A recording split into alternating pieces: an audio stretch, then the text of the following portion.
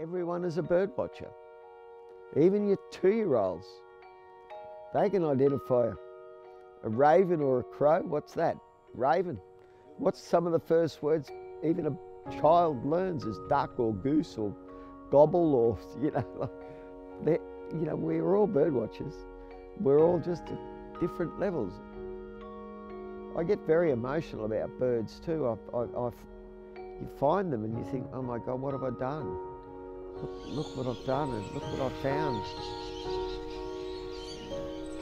Does this bird know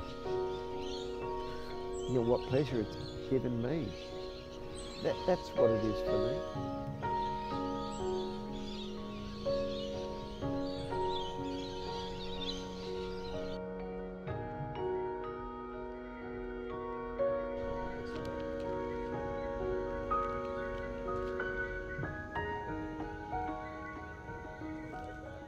Birding with Richard. Let's see, the places we get to go and the excitement behind the birds that we get to find is quite incredible. Richard's always got a target species in mind, or very often has a target species. There is nothing wrong with ambition. It's not illegal.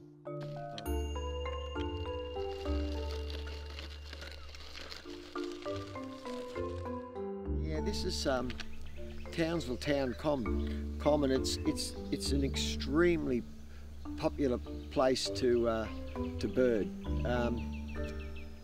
I think it's perhaps one of the best sites in Australia, I believe.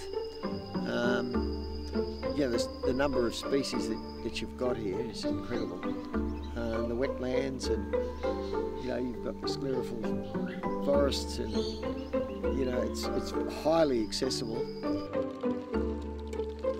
I mean, there's never a place that you can get, places that you can get to 100%, but this is perfect.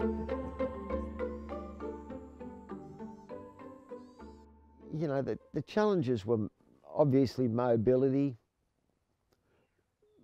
my diminishing strengths and abilities physically, my ability to get into places, and they're always there. They're never ever going to go away. There will be never a time where everything will be 100% accessible. We don't expect that, but it was just finding things and adapting. I bashed this one up. I bought the machine, which is basically just a flat set of tracks underneath. So we knocked up a frame for it, and I thought, well, put a chair on it of some sort and something that I can sit in for long periods and use when I'm out bird watching. You don't sit in it for 10 minutes, it's usually 5 or 6 or 10 hours. And so we got a 1986 VN Commodore, I think that might be right, and stuck this one on here. I'd like to get a fancy chair at some point, but this is good. I'm known for not letting go of something. In Seoul, Korea in 1988, I raced the 100 metres. In that race I was the current world record holder. 23, I became injured. I was in the army at the time, and I remember my doctor, Dr. Richard Jones, came up to me at one point, and it was week 5 after my accident. I was still in bed in traction for my neck, and he came up and said, I've got some bad news for you, you're not going to walk again. And I went, oh yeah, well, I don't care about that. When the hell am I going to get out of this stupid bed? And his words were, I still remember him.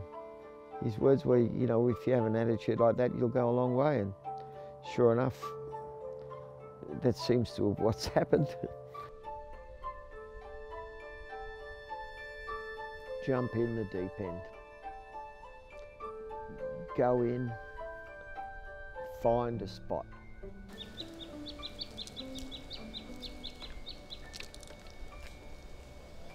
Oh, Katana's brilliant for accessibility. I mean, have a look at these paths. There's lots of room. There's a wealth of trees and water and well, environment for birding. Very diverse as far as the birds go.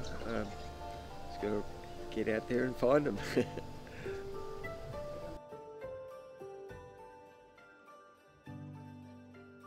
The true accessibility doesn't come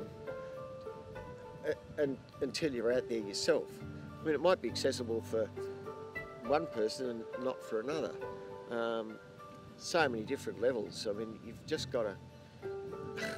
It's really hard. You go out into a national park in the middle of a desert, you're not expecting a place, you know, where there's going to be concrete paths and beautiful birdwatching hides. You'd be lucky if there's a rock or a tree you can hide behind. National parks probably haven't caught up yet. However, the powers that be are doing what they can and believe that they're doing a great job with it. They could probably improve that with the help not only of me but of other people with disabilities that can guide them.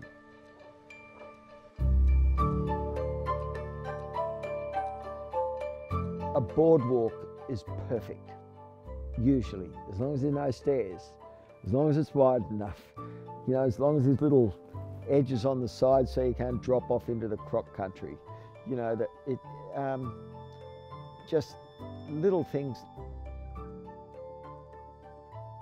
As most people with a physical disability know, you know, you ring up a hotel room. Hello, how's the access there? Any stairs? No. You know, and when you get there, there's stairs. A similar system to the grading of a track for an able-bodied person, have a grading of a track for a person with a disability. A person with a spinal cord injury, with a low back injury, has a lot more mobility than me. But I use a motorised wheelchair or motorised chairs these days, so you could, you know, sort of grade them on that. It's hard to come up with perfect solutions, but as long as we're moving forwards, then good.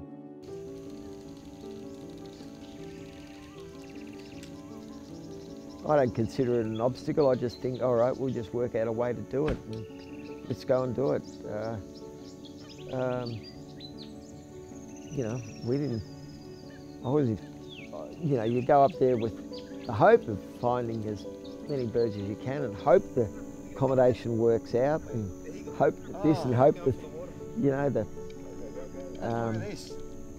Oh wow! That it all works out, but you're never sure until you get there, and you know, if you get disappointed every time you go out there, it's not going to last. You're going to think, oh, I don't want to do this anymore. You know, it's just going out and say, well, I had a go at doing this. It didn't work that time, but maybe next time.